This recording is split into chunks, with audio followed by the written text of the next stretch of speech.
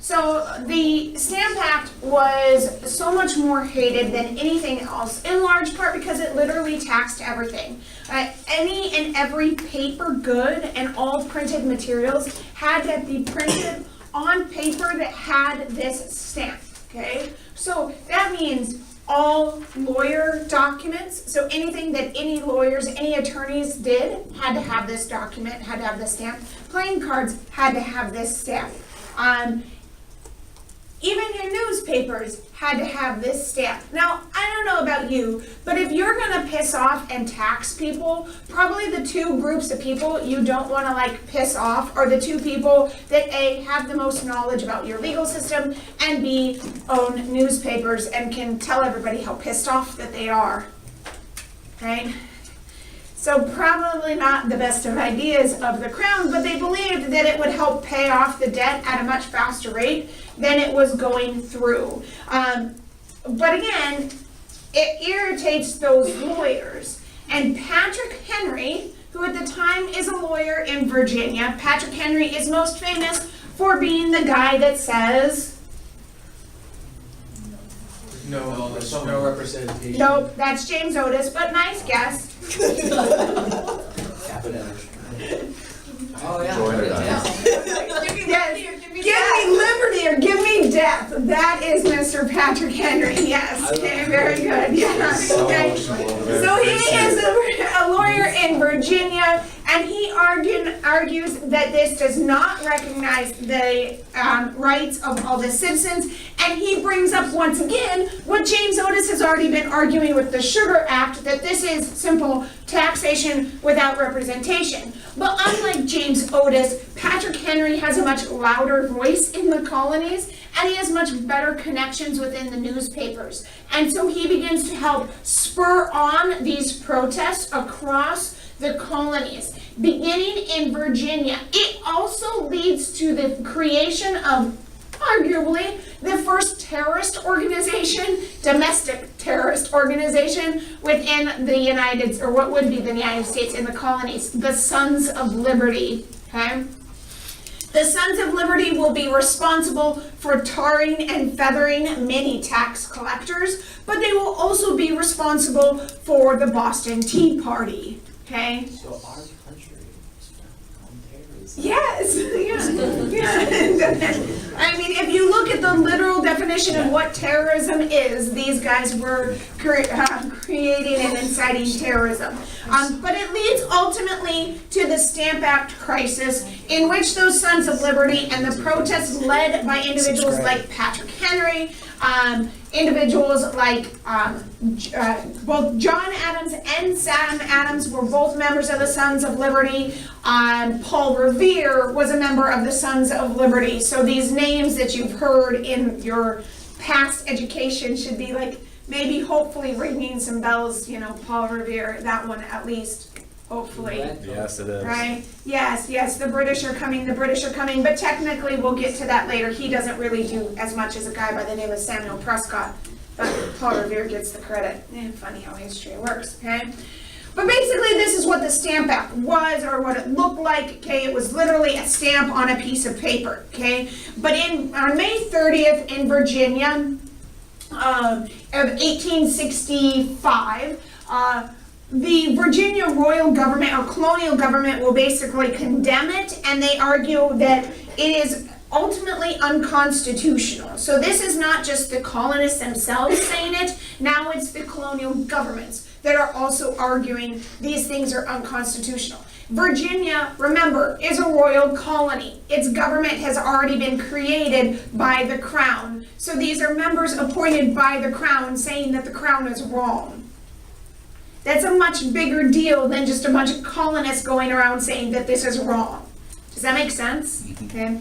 And so, as a result, they're arguing, look, again, we are Englishmen, and as Englishmen, we should have this right. Now, unlike the Sugar Act, which didn't apply to everybody, the Stamp Act, because it applies to so many more people, and also because of the influence of the newspapers, there are more people that rally behind this idea of taxation without representation.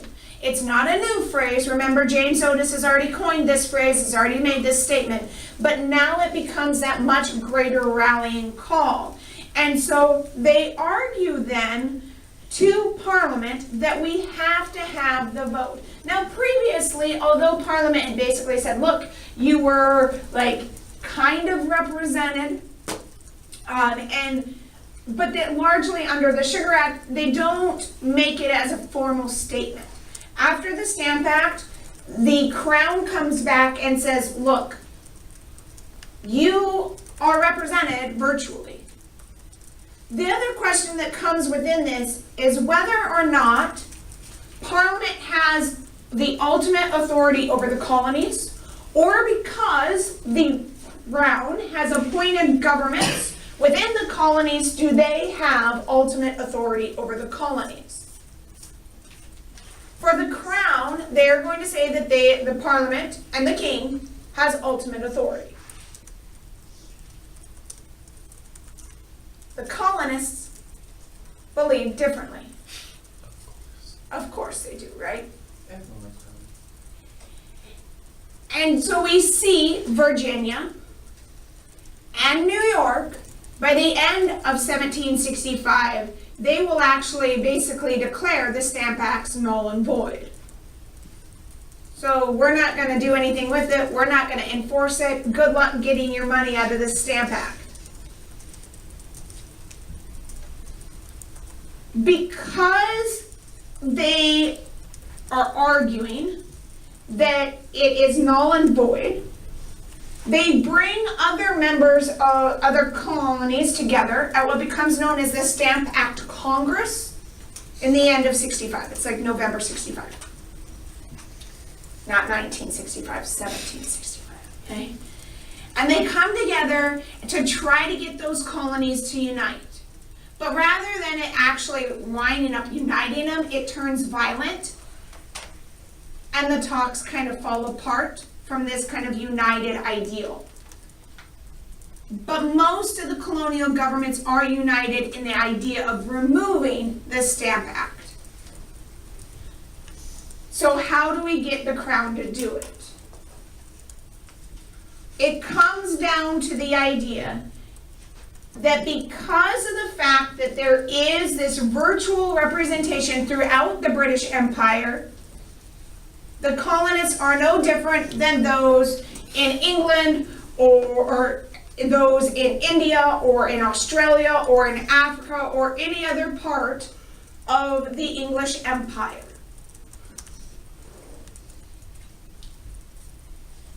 And unfortunately, the Stamp Act Congress, while they had initially tried to create like a resolution, something that they could send to the Crown to say this is wrong, it doesn't work out for them.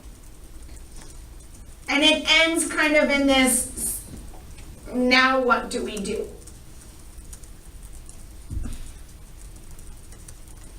Now here's the problem for the colonists with taxes. It goes above and beyond this idea that if you can tax without a voice in those taxes, are we truly citizens of England? Are we truly Englishmen? Or are we just subjects? Right? Or are we just there to do your bidding? The other question then becomes, if you have the power to tax us, without there being any sort of approval by the colonists. Remember, these can all be found online, guys, okay? So if there's no sort of approval by the colonists, excuse me, I gotta get a cough drop here.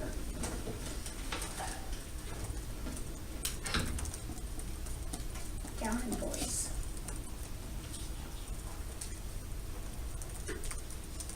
And if they can tax without that approval, it also means they can basically do anything they want to the colonies without the approval of the colonists. They argue that the power to tax is the power to destroy.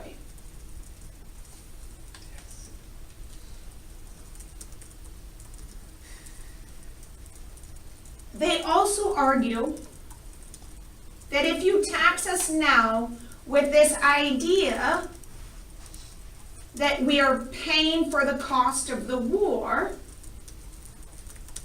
you are also arguing, and the question becomes, what happens when this war is paid for? Are you still going to make us continue to pay for our own defense? Or are we just going to keep getting taxed? Because quite frankly, once you open up that revenue stream as a system of government, are you going to want to close that revenue stream? No. Okay. Taxes rarely go down, they just generally go up. And they argue that this is proof because of the fact that man, by his nature, is inherently greedy, this idea of an enlightenment, and so therefore, unchecked power cannot be trusted because absolute power corrupts absolutely. Remember, these are ideals that are finding and coming out of Enlightenment thinking, right? That the only reason government should be there is so that they can protect the people and that they derive their consent from those that are governed. But the colonists are not being and are not able to consent to that govern and that government. Does that make sense?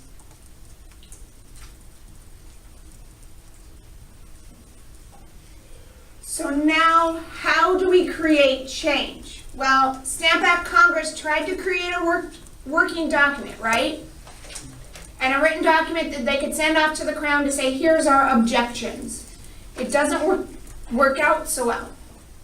The Sons of Liberty aren't dismayed. Fine, if that doesn't work, we'll go about this a different way. Okay? So here we have Sam Adams, one of those initial terrorists. There's Paul Revere for you. Okay? On August 14th,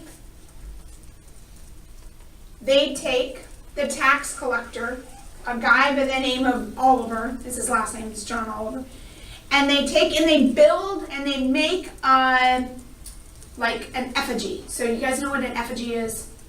It's like a body shape of whoever you want it to represent. Does that make sense? So they make this person, okay?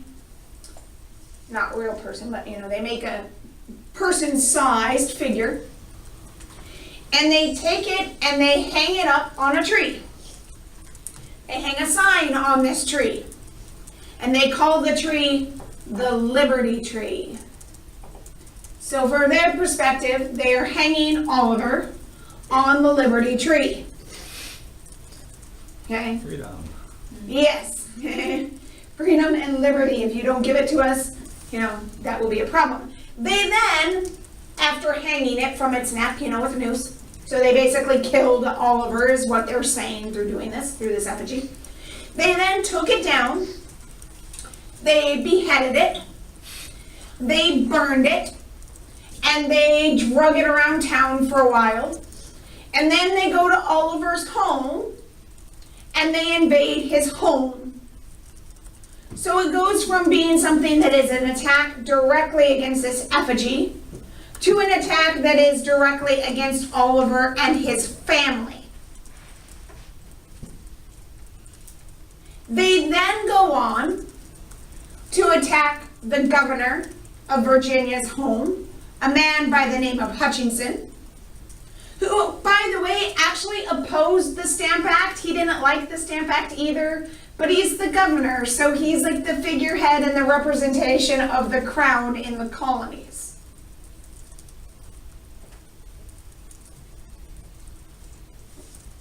And they argue that fine, if they won't listen to us in a formal setting, then maybe fear will prevent them from actually collecting these taxes. If there's no officers to enforce, there can be no act. They then go about trying to convince the colonists to sign non-importation agreements. So basically what these were was an informal agreement that says it's a part of a resistance. It's basically a boycott, okay? that rather than us buying goods from England, we will refuse to buy any goods whatsoever at all from England. Instead, we will get the goods that we need either by going without, or we will get the goods that we need by smuggling and getting them from France or the Netherlands or some other place, or Spain or whatever. When all the governor's houses and the tax collector's houses were being like stormed, did like did like the governors like would he have like some like British regulars around like? Yeah, Did I they, mean, like, they shoot do back? call in military advisors, or military to kind of protect them, but there's no shots that are fired.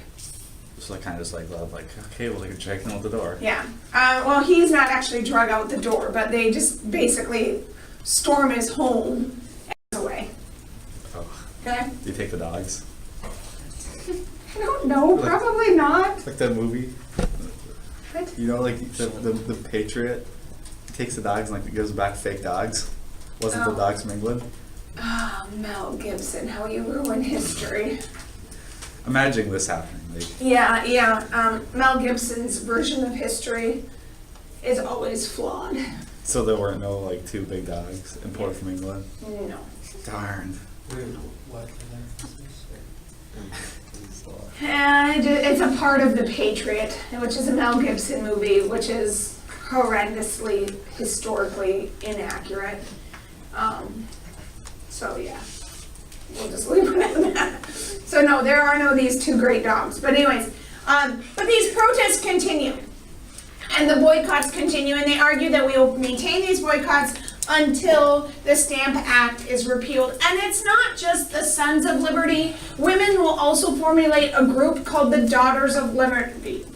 And they will form groups like the Spinning Bees, and instead of importing cloth and fabric and whatever else, they will work together in order to create these things that are needed themselves. So women play a crucial role within this early revolutionary ideals just as much as men do. It's just that history books don't write down any of their names because there's none of them that are as outspoken as the men are at this juncture. Does that make sense? Okay.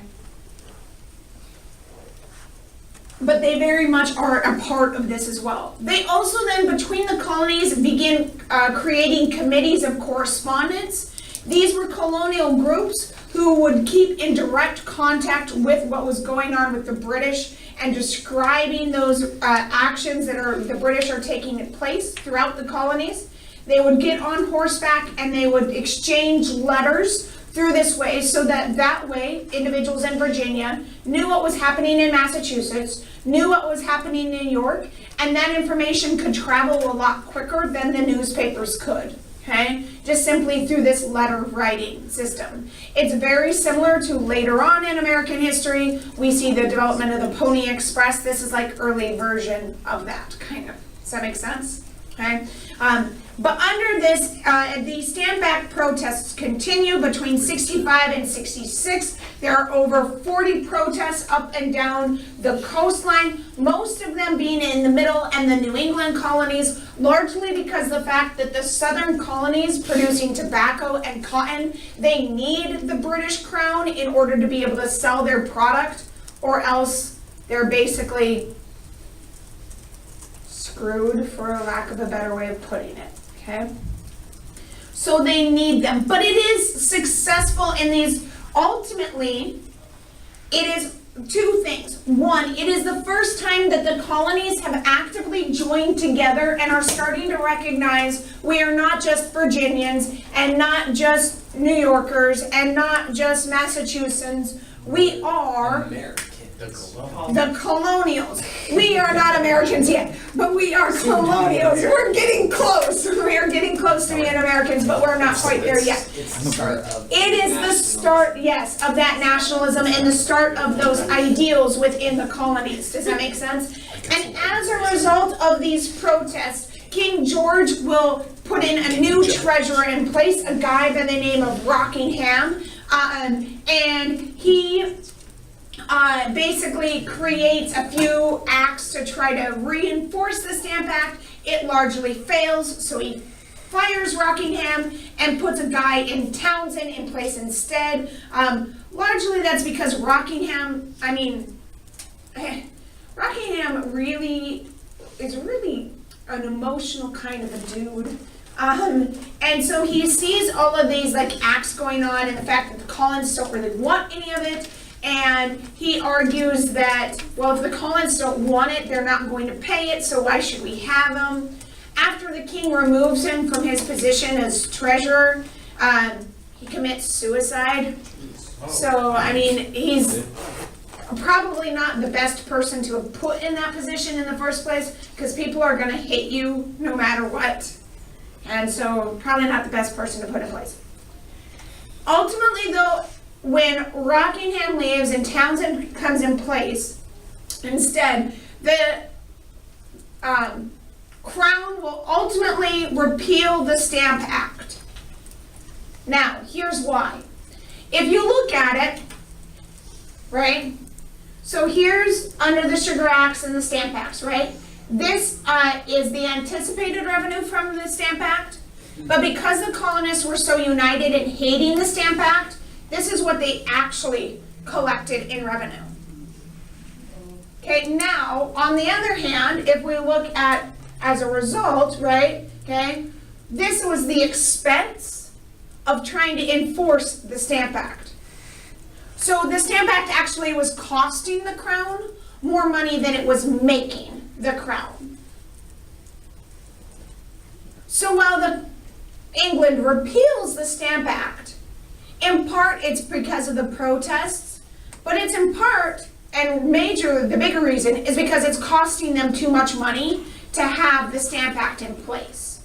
Now the colonists think they've won, right? They protested, they boycotted, they joined together, and they got the Crown to do what they wanted them to do, which was to repeal the Stamp Act. From the Crown's perspective, though, just because we repealed the Stamp Act doesn't mean that we don't have the right to tax you.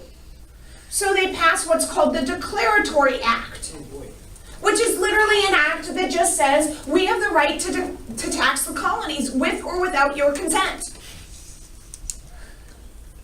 Consent. Okay?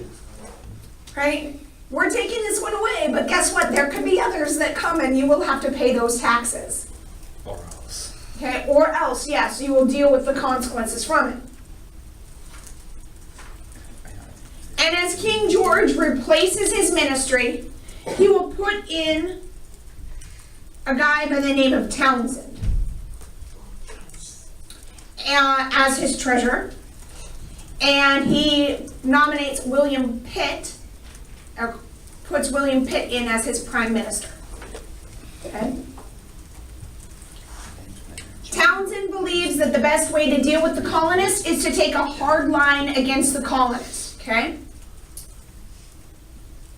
The colonists will pay taxes, and if they don't pay taxes, they will suffer the consequences. Okay? Now, as you had seen previously, the colonists were not interested in paying taxes. And so the only way to get the colonists to pay these is he will increase the presence of redcoats in the colonies. He also, through the Townsend Acts, will increase taxes on paper, paint, lead, glass, tea. Oh no. These are staple products that are necessary for anything to function. Does that make sense? Including for the newspapers to function. They need to have their tea while they're writing. Okay? Well, above and beyond tea, but you have to also understand that, yeah, they're Englishmen, but they drink predominantly either tea or beer. And there's a reason why they drink tea or beer. It's because if they drink just straight up water, they get sick from it. and they don't really understand the principle behind why they can drink beer and tea and not get sick, which simply is the fact that, ooh, I don't know, we're boiling the water, so we're getting rid of all the microbes, right, that kill you or make you sick, okay? That's why they can drink beer and tea and not get sick, If they boil it. because they boil it. But, so if they would have just boiled the water, they could have drank the water too, but, I didn't know that. Tea's better. tea has flavor to it, right? So I guess. I mean, America made its first beer style for America. Yeah. I mean, the first two things that were built in any colonial civilization, or even as we expanded westward, the first two things were a church and a bar. Okay, so as we expanded westward, it was just a bar, and then maybe a church would come later. Okay, so America's definitely built on that kind of mentality. Americans were the first But ones to wash their because hands. of the need to increase and need to collect these taxes, the only way to make that work is to also increase the presence of redcoats in the colonies. But again, the crown doesn't want to pay for these increased redcoats here, so Townsend is going to make the colonies pay for it, and he's also going to make the colonies have to deal with taking care of these people in their homes. So we had a quartering act previous, but now we are going to get a secondary quartering act in 1767. In New York colony decides that this is not something that they want, this quartering act.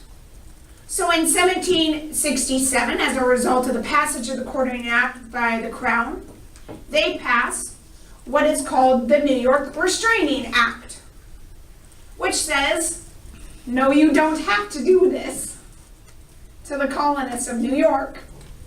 You don't have to quarter troops in your home. Again, we are seeing a fight here over which is the more legitimized government. Is the colonial government the legitimate government, or is the crown the legitimate government? Who are they going to listen to? The colonial government, right? Because it's here, not there. Now, unfortunately for Townsend unexpectedly dies at the end of 1767. It happens, okay? FYI, people die frequently. Okay? But prior to his death, the crown is able to create a little bit more control over the trade within the seas. But it doesn't really help the crown as much as it hurts the crown, okay? Because it hurts the colonists' ability to trade. Does that make sense? And the more trade the colonists can do, actually, the more wealth the crown generates. But you gotta make the colonies pay, or at least make them assume that they're paying. With all of this going on, protests continue. And remember, I told you don't piss off two people, lawyers and your newspaper people, okay? Because they're the ones who know the most about your law, and they're the ones that spread information the most, right? Well, John Dickinson, he is a lawyer from Philadelphia. And he writes a series of 12 letters, okay, called Letters from a Farmer in Pennsylvania. He's not a farmer, he's a lawyer, but just go with it, okay? He puts himself in the place of a farmer to write these letters to show what it would be and the impact of it. He argues that there is no distinction between internal and external taxes, and that all taxes are bad. That taxes are a violation of our rights, and that everyone should do everything they can to resist these taxes. He says that they should resist the Quartering Act, and he argues also that anybody should take any necessary steps, which includes destroying British goods, smuggling, and other items. The crown does not take very kindly to Townsend's letters, and Townsend is ultimately arrested. Or not Townsend, sorry, Dickinson. is ultimately arrested. It also leads, because of his letters, to the second non-importation movement. So again, no more importing British goods, in which the Daughters of Liberty have even more impact. Because you have to understand that most of these goods that are being imported are being utilized by women within the home. So if women say we aren't going to utilize these items, we're either going to go without or we're going to make the items ourselves, and we'll do this as a collective, it actually allows for the non-importation movement to be successful. Had women not been on board in helping this movement, it wouldn't have ever worked. Okay.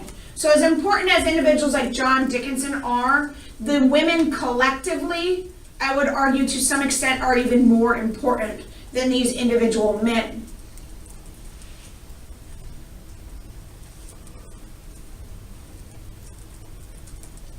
There also begins greater riots against customs agents. John Hancock, who says, no, that's Patrick Henry, who argues and says that liberty is key, okay?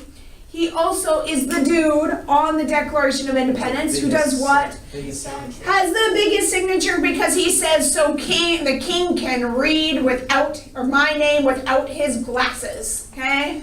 Like, he legitimately writes his name as big as possible because he wants to be like, I'm sticking it to the man, right, okay? So, John Hancock has a ship. It's called the Liberty.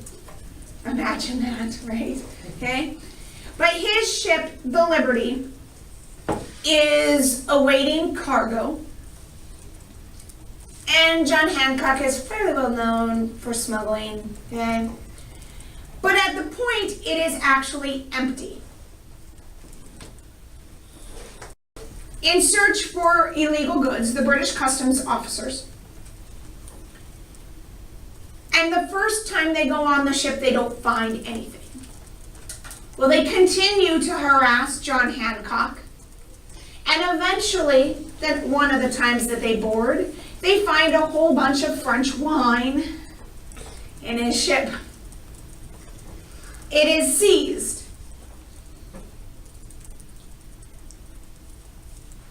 And as a result of the seizure of both his ship and as a result of the seizure of the wine, the people of Boston begin to riot on June 10th of 1768.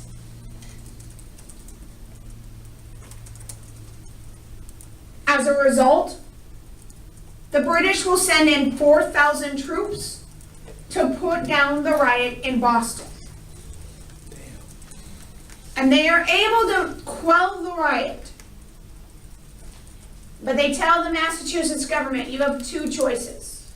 You can basically have us come in and completely use military rule to run your colonial government, or you can punish John Hancock and you can rescind all of the letters from a farmer in Pennsylvania. So in other words, get them out of print and out of the newspapers. We don't want these floating around anymore because they are causing the people to riot. John Hancock is ultimately arrested for about like a month, and then they let him go. But they do rescind the circular. Okay, Massachusetts votes 92, or I'm sorry, let me go back. Massachusetts has this choice, right? They do imprison John Hancock for about a month, but Massachusetts makes a vote, right? Colonial governments, a lot of them pushing towards that greater democracy. And if they're talking about like taxation without representation, they better be like a key player in this idea of representation, right? Give people the vote. So, okay, we'll take it to a vote. Massachusetts, the government, colonial government, votes 92-17 to not pull every letter out of circulation. They rescind a couple, okay? But the most inflammatory ones, they leave in play. They also then, as a government, sign another non-importation agreement. So now it's not just the citizens kind of binding together, it's actually the Massachusetts government saying we are not going to import goods.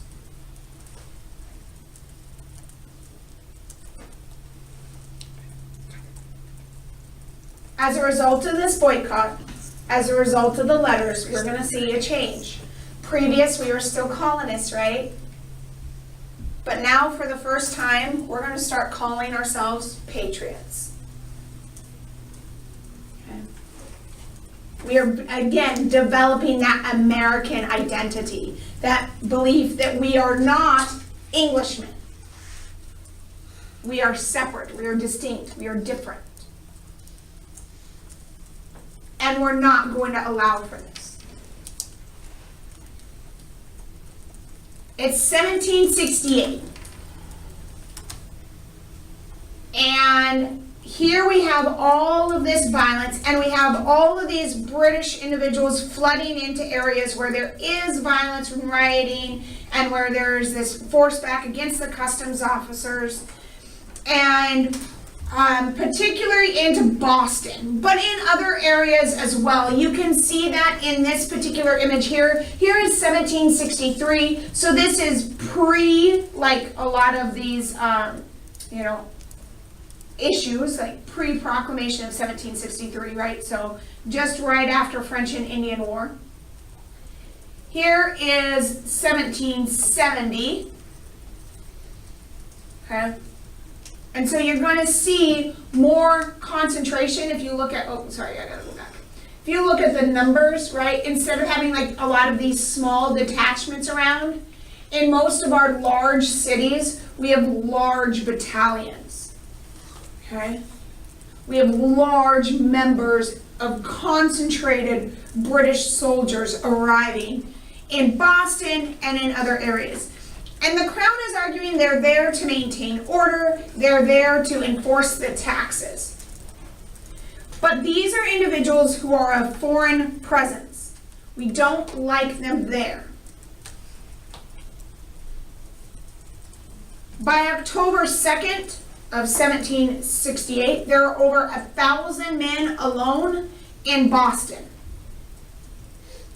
Some of these men don't actually want to be there, FYI. And in the first week of that 1,000 men getting to Boston, about 7% of them desert the British Army, which I always think is kind of funny. They kind of become patriots. They become patriots, okay? They come over like, hey, you don't have to listen to the Crown. Yeah, we don't have to listen to the Crown. We'll go away. But by February of 1770, tensions are going to result in bloodshed. Late of 69, there is direct confrontation between the colonists and the Crown. It's the first direct confrontation. So much so that this confrontation leads to any time an individual was out walking in the night, because the British had instituted curfews on the colonists. If you were out walking at night, they would call out to you, the redcoats would call out, "Who goes there?" And they would respond back, "Friends," okay? And if you didn't respond back, they assumed you were somebody within the Sons of Liberty or some other colonial group that was out to get them, okay? And then they could arrest you for without really any cause. Now this is actually under English common law that allows them to do this, so it's not illegal for them to arrest somebody if they fear that this person is going to cause harm to them. Does that make sense? So you had to respond back with this idea of friends under English common law. But also under English common law, military could not fire on civilians. So they could not shoot their weapons and target civilians specifically, okay? But tensions are rising quite dramatically. In March of 1770, a man by the name of Richardson who is a British military officer, makes this call out. Nobody responds to him. He sees somebody, but he doesn't quite see who really this person is, or their age, or their size, or anything. So he fires his rifle, and he kills an 11-year-old boy.